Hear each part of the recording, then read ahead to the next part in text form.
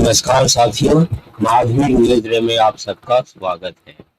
आज हम model activity task 3 2021 subject Hindi class 10। School का नाम है जय सवाल विद्या मंदिर।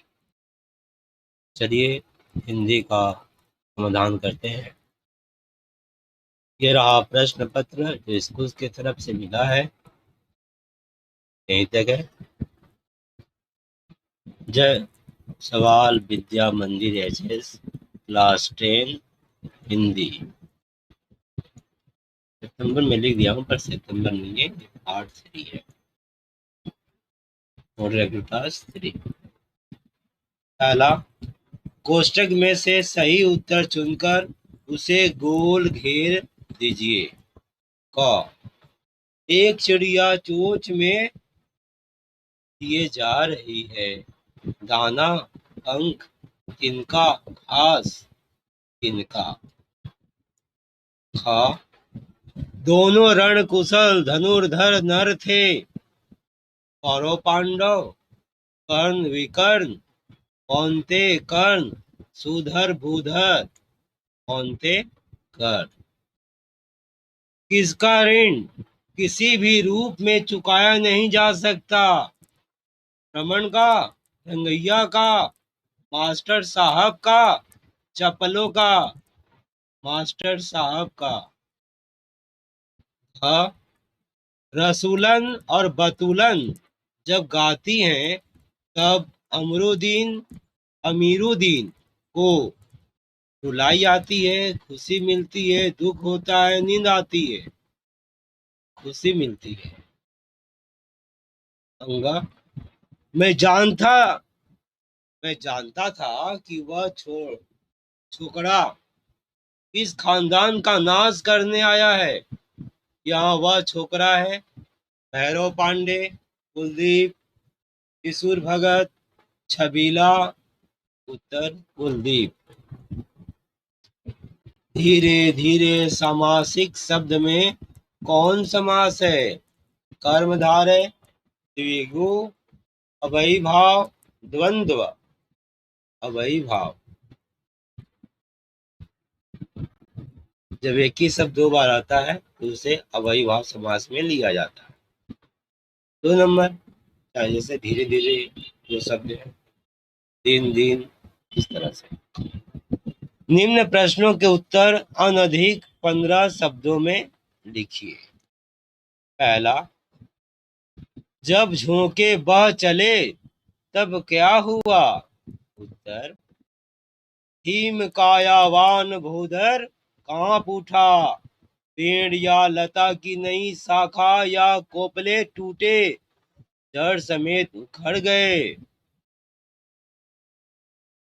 ख, रामदास बीच सड़क पर किस प्रकार खड़ा था? वैसे ये सिलेबस में नहीं है इस बार। उत्तर, अपने दोनों हाथों को पेट पर रखकर रामदास भी सड़क पर खड़ा था। अगला प्रश्न,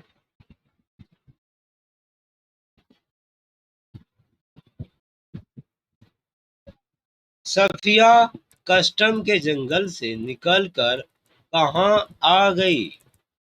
उत्तर, सफिया कस्टम के जंगल से निकलकर दूसरे प्लेटफॉर्म पर आ गई। सुलोचना की नई फिल्म सिनेमा हॉल में आने पर अमीरुद्दीन क्या करता था? उत्तर, सुलोचना की नई फिल्म सिनेमा हॉल में आने पर अमीरुद्दीन अपनी कमाई लेकर फिल्म देखने चला जाता था। अंग, भैरव पांडे बैसाखी के सहारे बकरी के दरवाजे पर खड़े क्या देख रहे थे? भैरव पांडे बैसाखी के सहारे बकरी के दरवाजे पर खड़े होकर बाढ़ के पानी का जोर देख रहे थे। द्वंद्व समास की परिभाषा लिखिए। जिस समास के दोनों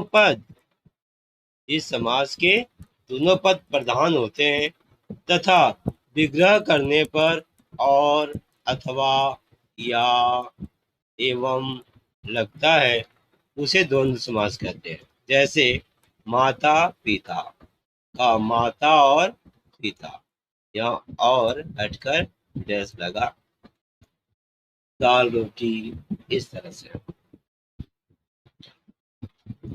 तीसरा नंबर 2 का हो गया, 3 का है। निम्न प्रश्नों के उत्तर अनधिक 50 शब्दों में लिखिए। खंड का 1 नंबर, प्रलय की निस्तब्धता से सृष्टि का नवगान, फिर इस कथन का आशय स्पष्ट कीजिए। उत्तर,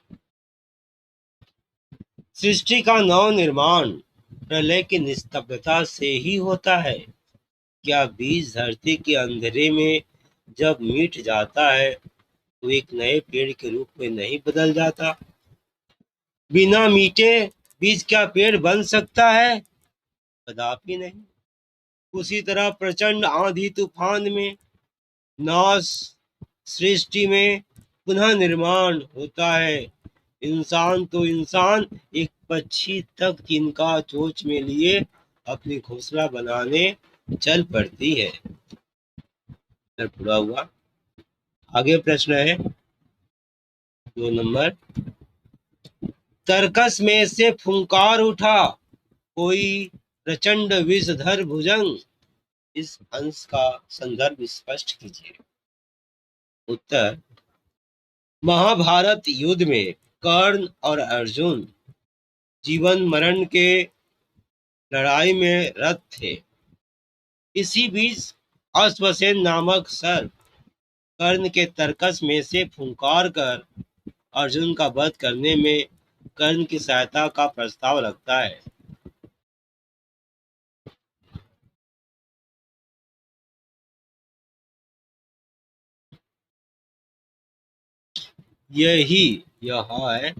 यही संदर्भ उपयुक्त काव्यांश का है, जो रामधारी सिंह दिनकर द्वारा रचित मनुष्य और सर्प शीर्षक कविता से लिया गया है, और यह कविता रश्मि रथी काव्य संग्रह से उद्धृत है।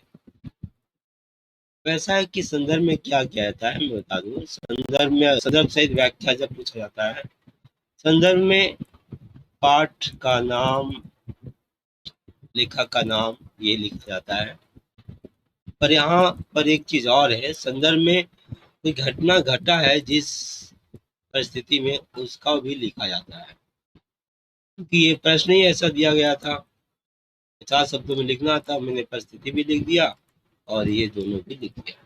ठीक है, आप चाहें तो इसके संपर्क में बातचीत कर सकते हैं, सलाह मशवरा ले सकते हैं गुरुजन से। खंड ख पहला, ठीक है बिटिया, आगे से नहीं पढ़ेंगे। वक्ता और श्रोता का उल्लेख करते हुए संदर्भ स्पष्ट कीजिए। वक्ता उस्ताद बिस्मिल्लाह खान है और श्रोता बिस्मिल्लाह खान की एक शिष्या है।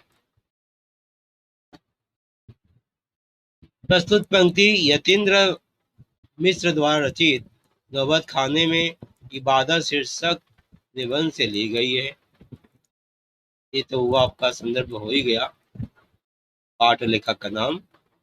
फिर घटना परिस्थिति के बारे में बता रहे हैं। भारत रत्न पाने वाले खान साहब को फटी तहमीद में जब शिष्या देखती है तब वह कह उठ पड़ती है, बाबा आप यह फटी तहमद ना पहना करें, अच्छा नहीं लगता। आप इसी फटी तहमद में सबसे मिलते हैं। मालिक फटा सुर न बख्शे, यह कहते हुए खान साहब उपर्युक्त पंक्ति कहते हैं।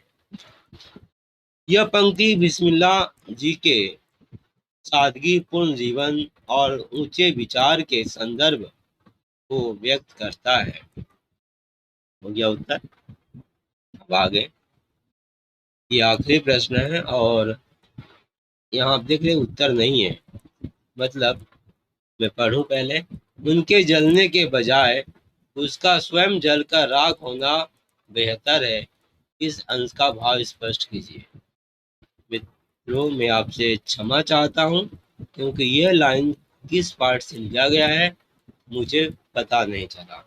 तो मैं आपसे एक और गुजारिश भी करूँगा, अगर आपको पता चल जाए यह लाइन या पंक्ति किस पार्ट के किस पेज से लिया गया है, ज़रा कमेंट कर दीजिएगा, ताकि मैं अब से अगर कोई पूछे तो मैं इसका उत्तर दे सकूं। और हाँ, अगर आपको इसका उत्तर चाहिए, नहीं मिल रहा है, तो आप बताएंगे मुझे पेज नंबर वगैरह, पेज नंबर, पार्ट का नाम, तो मैं इसका उत्तर आपको अलग से दे दूंगा आप सबको।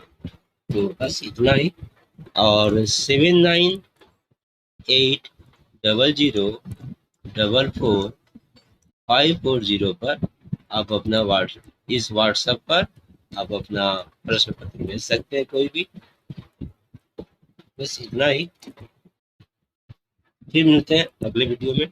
ये याद दीजिए। धन्यवाद।